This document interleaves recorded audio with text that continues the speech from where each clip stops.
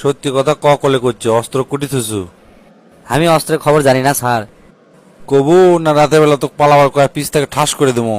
শেষবারের মতো করছে কিন্তু স্যার ওই মিন্দে গেলে 3টা তাল গাছ পাবেন। তাড়াতাড়ি ওই তাল গাছের নিচে কি পুঁতে থুসু? না স্যার, ওই 2টা তাল গাছ বাদ দেন, বাদ দিয়ে 3 নাম্বারটা। আছে 3 নম্বর তাল গাছ কি আছে স্যার 3 নম্বর তালে গাছের ধার দিয়ে 3টা রাস্তা গেছে। 3 রাস্তার মধ্যে 2 রাস্তা বাদ দিবেন, বাদ দিয়ে 3 নম্বর রাস্তা দিয়ে যায় দেখবেন 3টা বাড়ি আছে। 3 বাড়ির মধ্যে কোন বাড়িতে আছে তাড়াতাড়ি 3 বাড়ির মধ্যে প্রথম 2 বাড়ি বাদ। 3 নম্বর বাড়ির মধ্যে ঢুকে দেখবেন 3টা ঘর আছে। 3 ঘরের মধ্যে প্রথম 2 ঘর বাদ, বাদ দিয়ে দেখবেন 3 নম্বর ঘরের মধ্যে 3টা আলমারি আছে। 3টা আলমারির মধ্যে প্রথম 2টা আলমারি বাদ, বাদ দিয়ে 3 নম্বর আলমারি খুলে দেখবেন 3টা ডয়ার আছে।